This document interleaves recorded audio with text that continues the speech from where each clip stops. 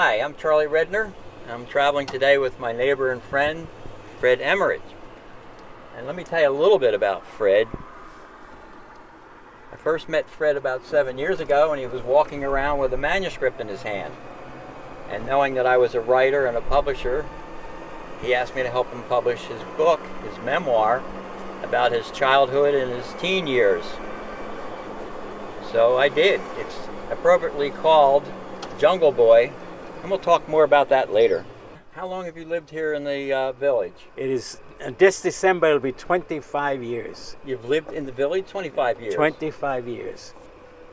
And you played a little golf, I understand? Yes, I've played golf for the last 20 years. And were you a good golfer? In my younger days, I had a 12 handicap. That sounds good to me. And did you quit recently, or are you still playing? No, I'm not playing with it. I became a full-time caregiver Okay. for my wife. Gotcha. And that's more important well, of course, than playing golf. And golf does take up a lot of your time, doesn't it? Yes, when it you're does. playing that? That's right. So you've lived here 25 years, Fred. Tell me, where did you first move into the village, and where have you been since? The same location? No, we've been at least 4 different gates. We started out in Gate 5 in Mariposa. We lived in Gate 11 for 11 years, and then we went from Gate 11, we moved to the Towers, lived there for 4 or 5 years, and that became an issue for Joanne. Then we decided, well, we're going back to a house, which we now move in Gate 3 on Ronda Mendoza, we are very, very happy there. So with the free time you do have now, Fred, what do you do mostly? My free time? Well, mostly I concentrate on Intarsia. That's number one hobby. But in between, you can't work on that constantly. So in between, I learned how to do glass cutting. So I make windows, glass windows, beautiful, different colors. And then we belong to a lot of clubs. Such as? Well, there's a couple of political clubs. I don't want to mention which ones. I belong to the Camera Club, and we belong to the RV Club. Oh yeah, RVing. We did that for years and years. We're passing Restaurant 19. Have you been in there, Fred? Yes, a few times, yes. Lovely place, isn't it? Yes. Okay, we're coming up on Of all the Clubhouse, things too. we've ever traveled, a motorhome is the best. I had the best one for way about to 10 see years. the country. Yeah, I had one for 10 years too. Yeah, and motorhomes are very, very comfortable. So what do you like about the village the most? 25 years, that's a long time. I don't think I know anyone else that's been here that long. Well, I tell you, it's the most, as far as I'm concerned, it's paradise on earth. It is. Look at this If I beautiful have- clubhouse yeah. too. They just finished remodeling it. Yeah, It was opened this week, and it looks fabulous, doesn't it? yes.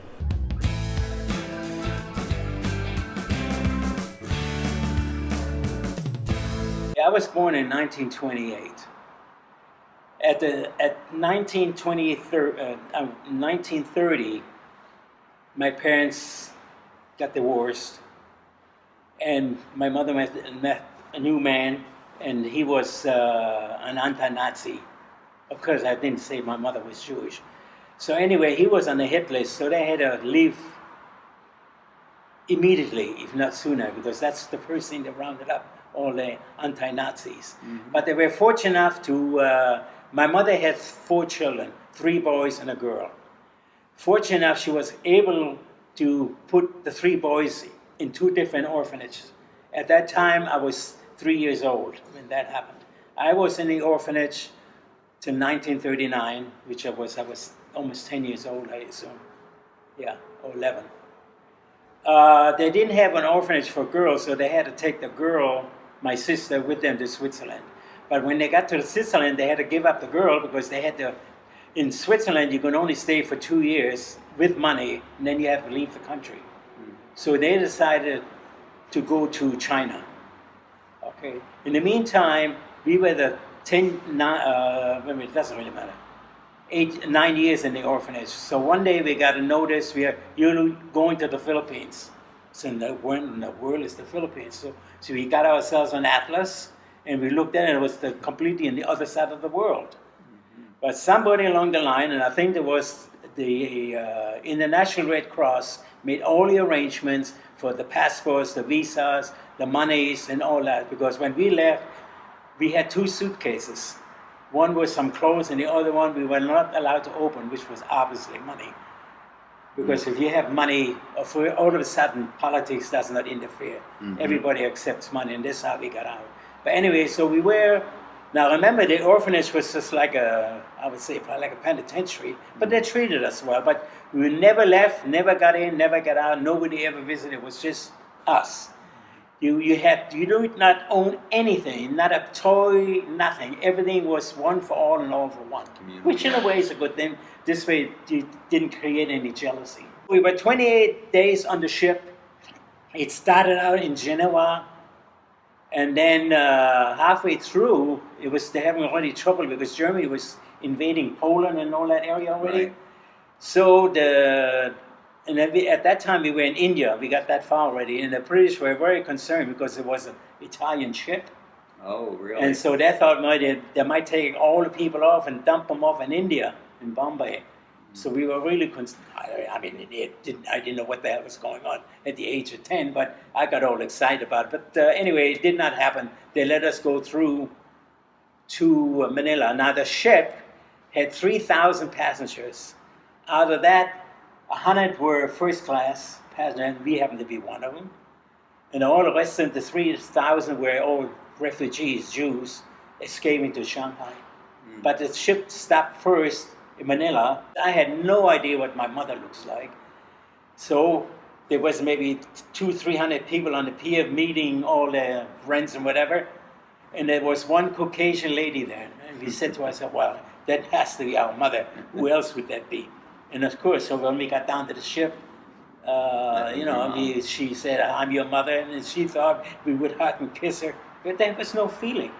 If you were separated from your parents for so many years, no communication, never saw a picture, nothing. So, but anyway, we met her. And so she says, well, we're staying in Manila 2 more days. Then we're going to take an inter-island steamship. And I mean, it was an old Trump. And that's going to take another 8 days to go from Luzon to Mindanao.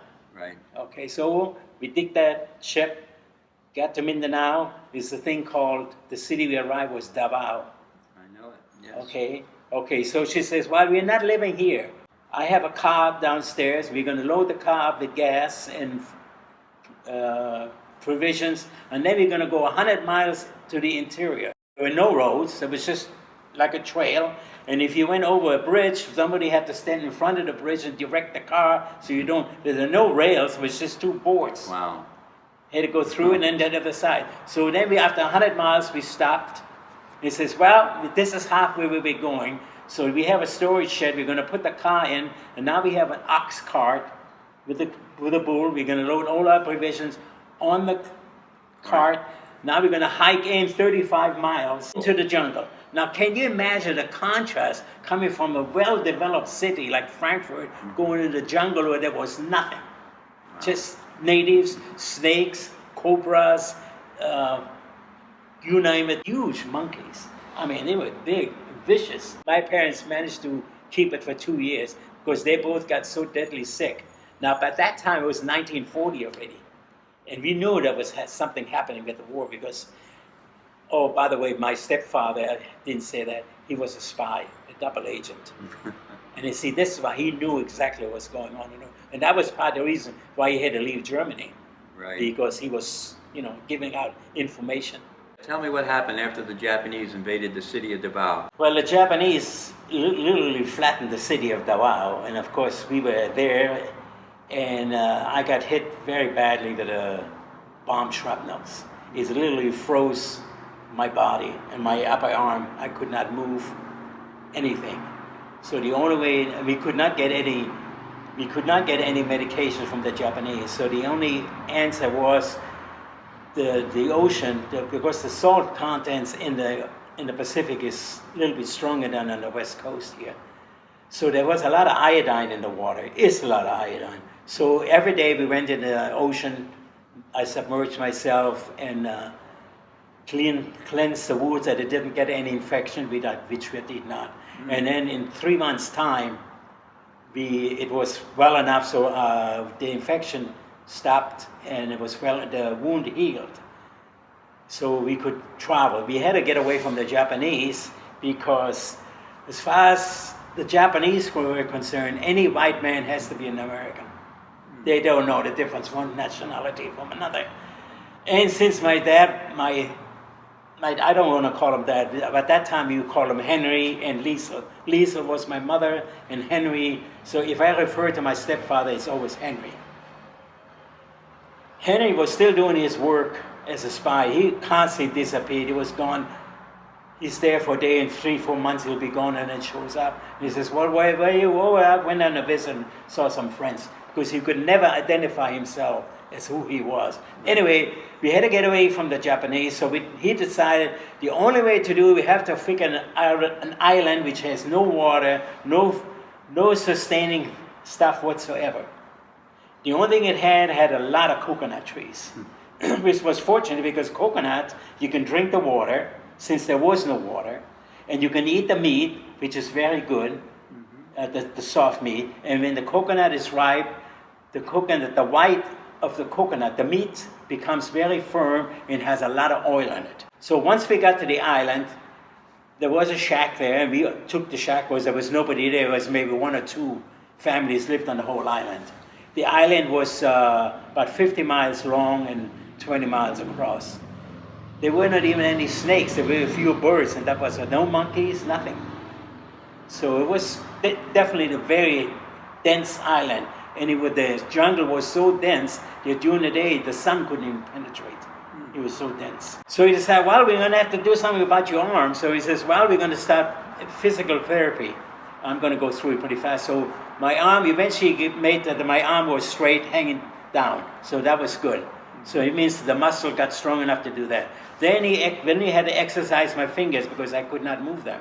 So we did that. So once I got that, I was a real skinny runt because there was not much food. But he says you have to physically exercise. The island where we lived was a big cove. Because it is a big cove, all the current goes in the ground. Everything is on the ocean comes into that cove.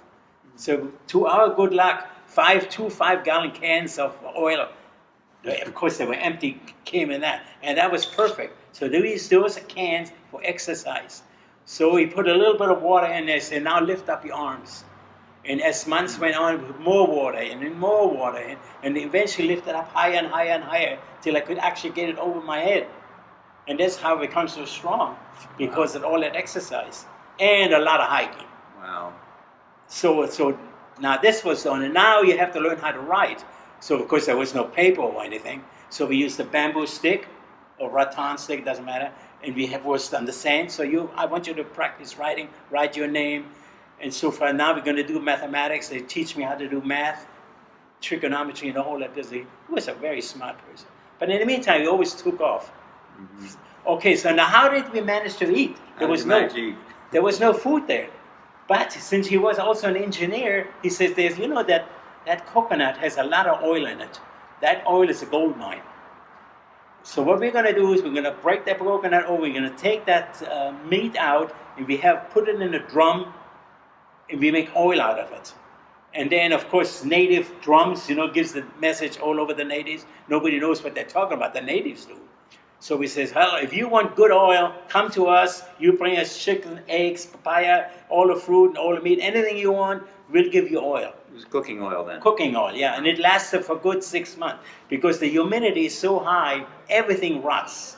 I mean, if you had a piece of paper or a cloth, so we never wore any clothes except a line cloth. And many times we did not either. If there was nobody there, we went. But anyway, we had all the food we want. So we lived on that island for 4 years. And anyway, because we were so good to the natives on the other side of the island decided, what can we give these people to thank them what they have done for us? So the natives, which were called the Moros, these are those, now they're what do they call them now? The Muslims. Mm-hmm. At that time, they were not Muslims. Anyway, they decided they're going to give us a brand new outrigger canoe. Bunker. It's 30 feet long. And because they're such good navigators, they taught me how to navigate with the stars, read the current, read the waves and all that. So we could navigate and go any place we wanted on the ocean, which we did. So one day we went out into the Straits of Mindanao, and God would help. A Japanese speedboats intercepted us. They said, so what are you doing out here? Of course, we couldn't talk Japanese, and they couldn't talk German. See, at that time, I only spoke German. I did not know. We learned how to speak Spanish. I spoke fluently Spanish, but not English. So they took us to the headquarters, and of course, we stayed there for hours until they finally found a Japanese educator person who could speak English. German. So he talked, what are you doing here? He said, well, we lived in Ireland for years. This is how I grew up. I'm a native here. And he says, well, do you know German? Are you really German? He said, sure. Now, do you know how to read German? Absolutely. Natürlich. And do you know how to write too? Of course. So he had me take the test, and I passed it and understood.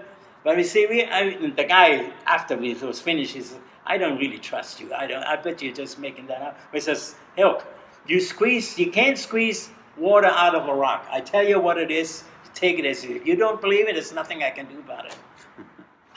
He was 11 years old. That took a lot of guts to say all these things. It certainly did. So they took us back to our outrigger canoe and they let us go. Because then, from then on, we never went way out in the ocean. So that was pretty good. So now it was almost in the 1946 when the American came back to the Philippines. Came back. MacArthur came back. I didn't see him, but I saw enough of it. Because we knew already, because Henry had a crystal radio, and he got all the information he wanted, but he would never tell us. Because he was very clever about these things. Well, it saved our lives. If I would have known anything, the Japanese would have squeezed us. Absolutely. And believe me, they know how to squeeze. They're pretty vicious people. But but anyhow, I didn't want to use that word. So how do we get back to the mainland? How do we identify ourselves with the Americans, who we are? So we went back into the Straits. So now the Americans were patrolling. Mm-hmm. Okay, so naturally they stopped us. And we see, waved our hands, and there was the Caucasians, and of course, how could we talk English? We couldn't talk to them. But like sign language, like the American Indians, house and whatever. And so that worked. So they rescued my parents. But by that time, my parents were deadly sick. I think if the war would have lasted another 6 months, I would have been dead. Mm-hmm. It would have really diarrhea, and he got that meat-eating disease on his leg. Can you imagine seeing those bugs eating away on it lively? That iodine in the ocean didn't do it. Would not kill him.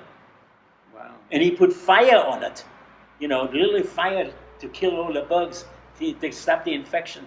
Anyway, so the Americans picked us up and they took us to the American headquarters there, and they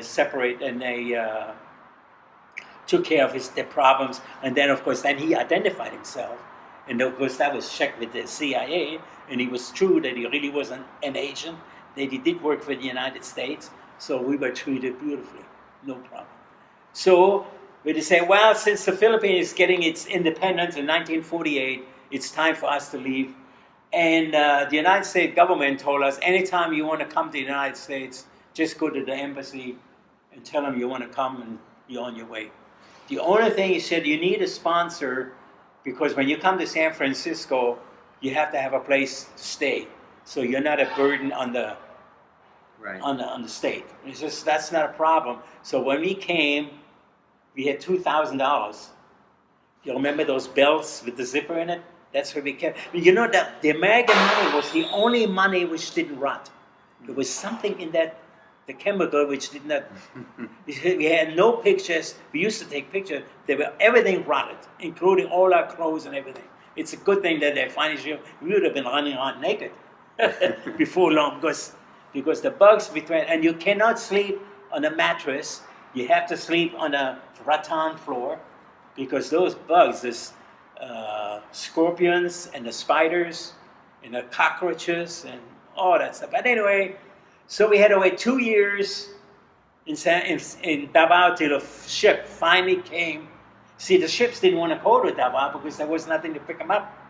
But for some reason, they must have delivered something, and they had to go back to the States. And they took 12 passengers, a freighter.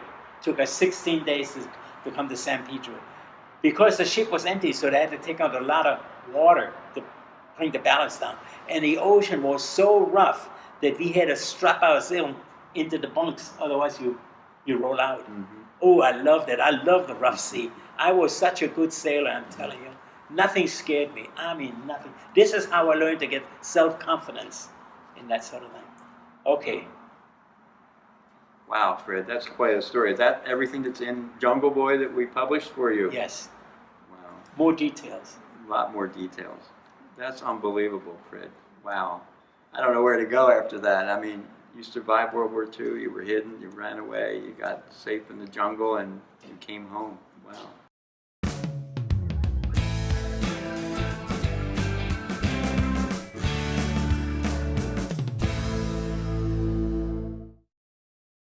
That was my job, solving problems, big problems, you know, the space program, the computers, the making the chips. How do we make machinery to make the chips? And how do you get the program it? You had to program our own stuff. First you have to put on ticker tape, lime tape, and then you had to write it yourself. Because at that time, electricity was so uneven, because a computer cannot tolerate fluctuation. Wow. It goes crazy. So you're a programmer now, and you're programming. We had to do everything because that was never done before. I keep telling you, you're a genius. You're So a mechanical genius, Fred. and that's how it became. It became to that. Wow. But I also, at the time when I was 20 years old, I said to myself, now Fred, that you have a trade and you sell pretty good, make good wages, which I did. And my goal is to retire at the age of 55. Because at that time I wasn't married yet. In 20. Because I was 22, I guess. No, 24. But that was my goal. And I did it. 55, I made enough money, set enough money aside. And then we decided to travel. That was our big thing. I want to travel. Mm-hmm. Okay, so we traveled. What we did is we bought a motorhome. We traveled with the motorhome. But we had some friends, which Joanne knew in Chicago. And she said, oh, I moved to Southern California. She kept in touch with all these people. He says, okay, so every time we couple go through California and go through Southern California, we're going to stop here and visit with you. So we did 4 days. We stayed here 4 or 5 days. He says, okay, because at that time they lived in Leisure World already. They were in the woods now, Leisure World.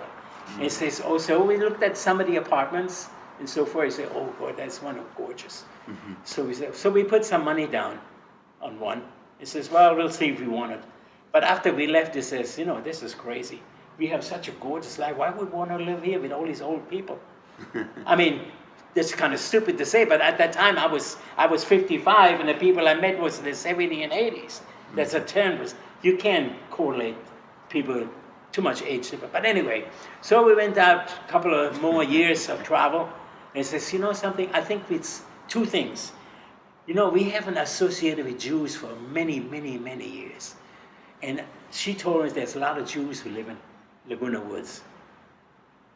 And I says, okay. So next time when we come back, which was in 1990, he said, we're going to find a place here and we're going to settle here. Because we did a lot of traveling already by then. Mm-hmm. We said, so sure. So we found a place in Mariposa on one of those 3-story buildings. And we bought it. It was very inexpensive. Things were cheap here then. Mm-hmm. And so that's where we started. Through them, because we, you know, otherwise we used to drive by, we saw that glow on the highway. Because at that time, Highway 5 was only a 2-lane, one coming and going. So it was nothing. But we liked it here, and we could see lots of possibilities, because they had all these amenities and all anything you want to do, it was here. We didn't have to travel all over the place, which was good. So anyway, so we lived here, and life is good. And life is heaven. I mean, I cannot find a more gorgeous place than this. You know, one time we thought we wanted to go to Hawaii because of the weather, but you can't beat this weather here. Mm-hmm. Hawaii is always sun, This has little, sometimes it Little rains break up. here. Because remember, we gotta remember, this is desert, you know. People I forget know. that this is desert. We used to be desert. Anyway, and so this is it. This is it. Well, thank you, Fred. That's an interesting story. Wow. Fred is an amazing artist, and some of these projects have taken over a year to complete. He's so full of positive energy, I had to find out what his secret is. What's your philosophy? I don't know. I don't know what to say. Patience. Patience, I think, is the philosophy. And don't take anything so too serious. Just give it time and think about it. And if it doesn't work today, sleep on it, and then tomorrow you'll find the answer. Tell me about this house. Where is this house? This house is located in San Carlos, California. That's in Northern California. And why did you pick this house? Because it's an old railroad station which was built in 1864. And it's still there, and it's as beautiful as ever. Unfortunately, they're not using it as a railroad station anymore. You basically made a 2-year commitment to this. I have no limits. If it takes 3 years or 4 years, it doesn't matter. I'm going to finish it. And that's the important thing. Did you pick it because it was going to be hard? I picked it because I love the beauty of it. If you see it in real life, it's so gorgeous. So I took a picture of it, and I said, boy, I have to duplicate this. And I know it was very, very challenging, but that's me. I love challenging jobs. So at night, are you thinking about this as far as what you're going to do the next day when you come in? That's true. I have pretty well planned out I knew I was going to get this roughed in today, because this is the top part of the dome. And that was because it took 1, 2, 3, 4, 5, 6, 7, 8, 9, 10 parts to make the dome. It's difficult for most people to understand the kind of precision work that goes into this and the kind of time and effort and thinking. So if this is pure joy for you, right? It is absolute joy. And you have to have, it's joy, you have to have patience. If the thing breaks, don't worry about it. You can always make another one. All you have is time. That's why I'm retired. I got all the time in the world to do this. And how is doing this detailed, complex, hard art? This is art, right? This is art, and it's if you go from 1 to 10, this is a 10 plus. How is this helping you thrive, that it's so hard and complicated? Well, it is not hard, and then it's not hard for me at all. It's not? No, because all my life while I was working, I did very complicated work. And there was nobody there to tell me how to do it and when to do it and whatever. So you learn I've done this precision work for 35 years, so it's not a big deal on my part. So it might be really hard for most people, but not hard for you. That is correct. And it's not so difficult if they would only listen. You see, the problem, people start these projects, they think they'll have it done in a week. It doesn't take it. It's impossible. For your age, you look really muscular. Yes. Would you say you're strong for your age? Yes, very strong. Where does your strength come from? Do you lift weights, or is it just from Working hard. working hard? I have the only time I ever lifted weights, remember when I told you when I got hurt? Right. When I was 11 years old, I used to work with lifting weights to strengthen my body. But I've worked hard all my life, so Because most men start losing muscle, and you don't look like you've lost a lot of muscle. I feel my grip. It's like steel. Wait, I gotta do that again. Wow, mine's Now good you too. you put pressure on it. Oh yeah, you have a grip of steel. Golden Gate Bridge, it's finally finished. You've been working over 2 years on it. How do you feel when you finally have finished something like that? I feel it's very good. I mean, people see it, or my co-workers or other people that can't believe it, because nobody else has ever done it here. Now it's just like the United States I made. I knew one person when I came here 25 years ago, I saw him do it and I said, oh, I'm going to do that someday. The thing what I also was very careful about, I used every rock from each state. You did? The natural stone from that state. Wow.